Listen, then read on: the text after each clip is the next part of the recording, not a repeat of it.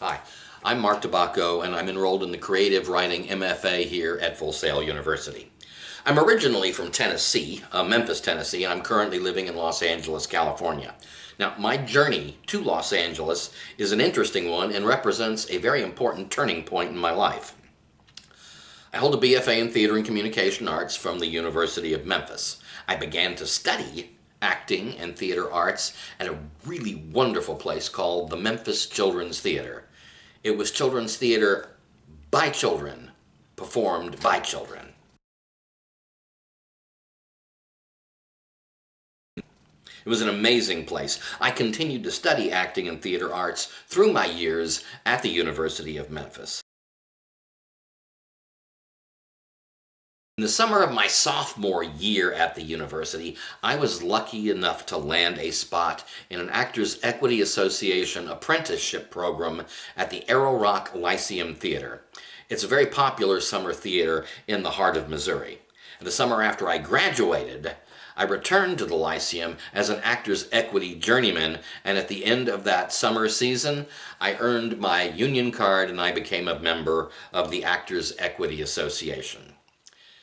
That same year, after I was done with that summer season, I was lucky enough to land a spot in the 1979 to 1980 acting company of the Nashville Children's Theater. At the conclusion of that contract, I relocated to New York City. And from 1980 to 1986, I performed in a variety of off-Broadway shows that did very little, honestly, to advance my career. In 1986, I thought my luck had changed. I was cast in a national tour of the Rocky Horror Show. It was going to be a national tour contract, union contract, and we were going to play campuses at universities and colleges across the United States of America, and the financing for the show fell apart right before rehearsals started. And I was devastated. I really was. In short order thereafter, I had an opportunity to leave acting behind. I was offered an administrative position with Dino De Laurentiis Productions. I accepted it, and that took me to Los Angeles, California, and is one of the most significant turning points in my life, and by all accounts, led me down the wrong path. In his book Mastery, Robert Greene discusses strategies for finding your life's task.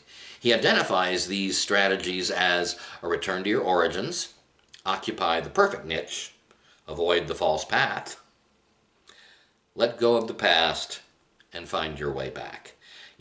I find it really curious how in so many ways Greene appears to be describing my odd journey. Greene states, for masters, their inclination often presents itself to them with remarkable clarity in childhood. I was 9 years old when I first set foot on a stage, and I felt more at home on a theater stage performing in front of an audience than I ever felt in my entire life anywhere. Acting was the main focus of my life for 20 years.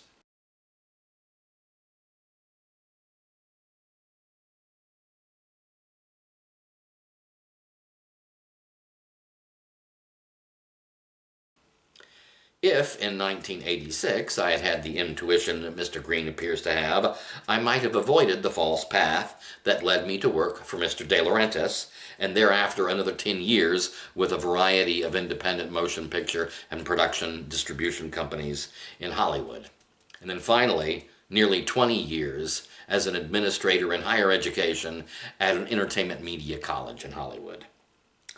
A false path in life is generally something we are attracted to for the wrong reasons. Money, fame, attention, and so on. So says Mr. Greene. Now, let me be clear about this.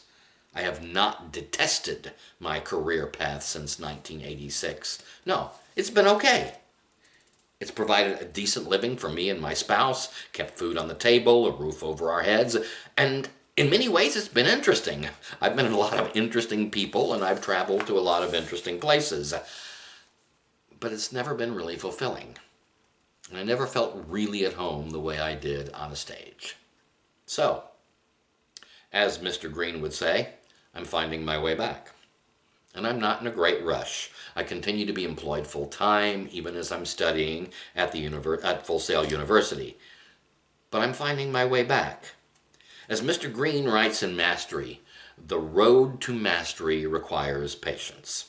So, 5 years ago, I signed with my first talent agent in Los Angeles, and though I've only landed a handful of gigs, it's a start to finding my way back. And I started writing, too. I write about characters and situations that I find interesting, plot lines that I find compelling. It is my hope that at the conclusion of this course, I will have attained the confidence and belief in myself needed to stay on this path and become a published author and a working actor.